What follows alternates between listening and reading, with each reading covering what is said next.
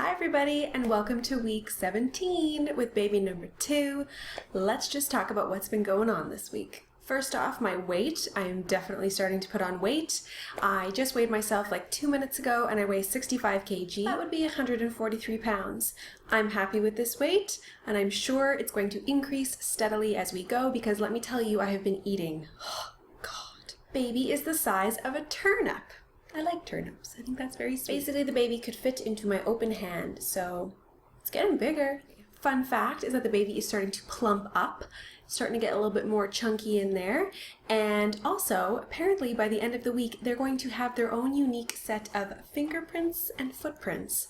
That is very cool. We have talked about my food cravings before. I am a lover of food. I pretty much love food all the time, and when I'm pregnant it's like even that much more. I just take it to a whole other level. So let's talk about some cravings that I've had this week. Maltesers, delicious. Salt and vinegar chips went a little bit crazy when I was doing my food shopping the other day. I said to myself, I won't buy any chips unless they have salt and vinegar. And by the way, there are occasions where they don't have salt and vinegar chips, so just in case you're wondering, like, that's a weird thing to say to yourself, that is why. So anyways, I came around the corner and I saw like a whole aisle of like salt and vinegar and I was just like, damn. So I bought like 4 bags. There's still some here. I haven't quite eaten them all, but yeah, salt and vinegar chips. Decaf tea. I finally found some decaf tea. I really enjoy tea when I'm pregnant. I like tea like usually all the time, but when I'm not pregnant, I am a lover of coffee and I will drink like 3 cups of coffee a day. I just love it. But when I'm pregnant, it's like blech. It's like I just can't. Occasionally I'll have a decaf coffee, but it's got to be more flavored and fun, you know? And soup. This is a weird one. Okay, so first of all, I've been craving like pumpkin anything, so yeah, that's like a whole other story. But pumpkin soup, there's this one restaurant I can get pumpkin soup and I ask for it like really hot and it's really delicious. Something about like the creaminess of the soup or something, that thickness, just freaking love it. And I do not eat soup from cans. I think it's gross. I think it looks gross. Like I'll use a canned soup in a recipe, but I won't necessarily just like make myself a bowl of soup. Oh, just no, ew. And I'm referring to like the cream of mushrooms and the cream of chickens and those ones. Like, no. However, the other day, I don't know, my husband had just made himself some lunch. And I came around the corner and I smelled this delicious aroma coming from the kitchen, walked over, looked at the pot, and it was like the most delicious thing I think I had ever seen. And I pounded the rest of this soup and I was just like, what was that? And it turned out it was just like mushroom potage canned Campbell's soup. What? Anyways, so yeah, that's weird to me. Like in my head, I'm like, this is so gross. And actually, I just had a bowl for lunch today. But I was just like, you know what? I want to eat it, so I'm going to eat it. And it's just soup, right? Symptoms. This is going to be an obvious one. I'm hungry. I feel like my hunger has definitely like kicked in. I feel like I'm growing, my belly is growing, and my body is like, give me more food, you know? So I'm just going with it. I'm just eating when I'm hungry. I'm not really putting any restrictions on anything. I must admit, like I don't particularly crave anything like in a large quantity. So even if I'm craving Maltesers, I'll just have like one tiny little package of Maltesers, and like that's it. So nothing too overwhelming. And even with the chips, you know, I'll crack a bag of chips and have a bowl, like a tiny bowl of chips. So yeah, it lasts me a while. So I'm not overindulging, but I'm not underindulging. So if I have a craving, I'm gonna go with it. Another thing is I'm getting a little bit more tired in the evenings, so I try to get most of my things, my chores, you know, household, whatever, done in the beginning of the day, because by the end of the day, like once dinner is in my belly and we're like having our, you know, coffee and teas and whatever, and I'm just like sitting there, all of a sudden this like wave of fatigue just hits me and I'm pretty much done for the rest of the night.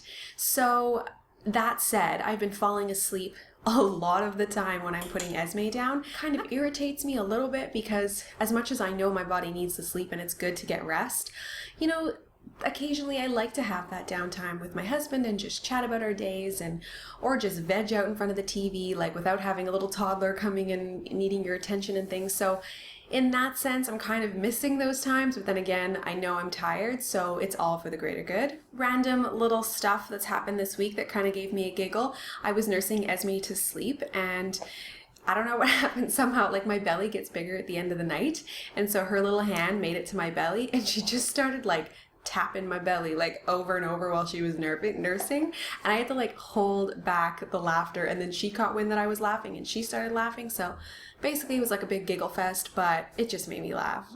I had a question on my last pregnancy vlog about my birth plan, and I imagine that I will start thinking more and more about my birth plan as I get closer and closer to the birth.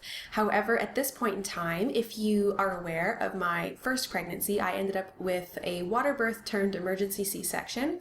Not an ideal ending, but you know, same result. I had my beautiful baby girl, so that's awesome, and everybody was happy and healthy. This time around, I would like to attempt to have a vaginal birth. So if you are curious, a VBAC, VBAC stands for vaginal birth after cesarean. So that's my plan. At this point in time, I'm saying, give me the drugs. However, when I'm discussing it with my doctor, he's the same doctor that delivered my daughter. He's just kind of like, go with the flow, see how you feel on the day, because I think deep down he knows that ideally I would love to have an unmedicated vaginal birth. So we shall see. The nice thing is this time around I don't have that looming fear of an emergency C-section, because you know what, I've already been down that road and I know how that turns out, and I'm okay with that. So I can talk about this in greater length in another video, but I thought I would just touch on the subject to let you know what my tentative plans are at this moment in time. So I've been talking about my peak of the week when I do these videos, and so this week was actually really special. So a friend of mine who also happens to be pregnant, but she's very pregnant, like in third trimester, has like 8 weeks left, very exciting things, but she happened to have an extra fetal Doppler.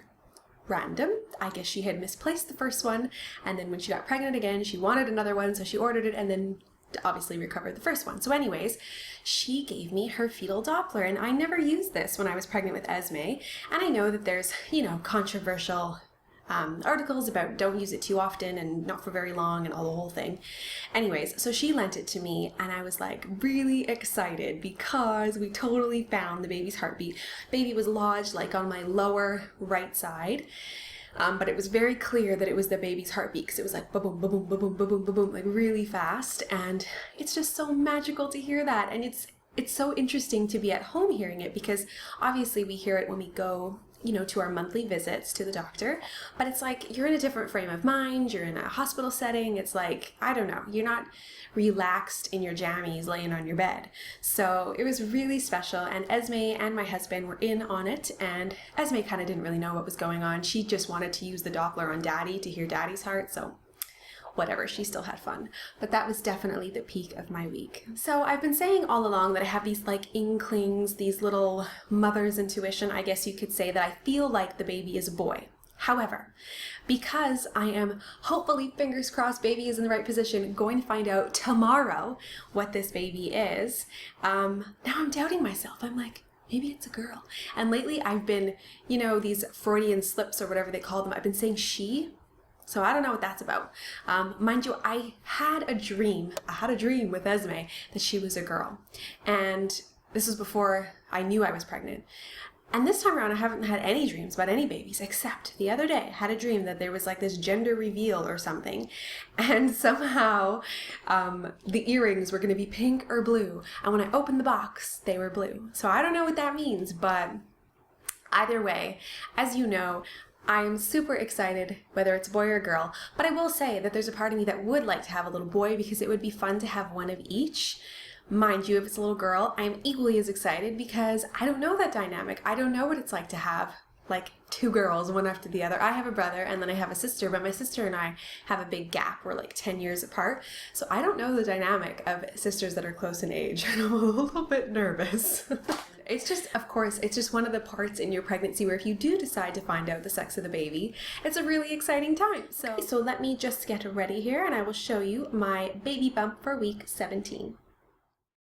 So here is my baby bump, and I have on my new leggings that I just got from my maternity haul through ASOS, or ASOS, as somebody had corrected me. Thank you very much. But yeah, I'm loving these leggings. They go up super high and they're just amazing. And also my new top. So I've got like a whole new outfit going on. But anyways, that aside, belly, awesome, cute, expanding, love it. So that's it, everybody. Thank you so much for watching. I appreciate your views and your comments as always. And if you feel so inclined, please subscribe so you can catch all of my pregnancy updates. And that's it. So I'll see you in my next video. Bye.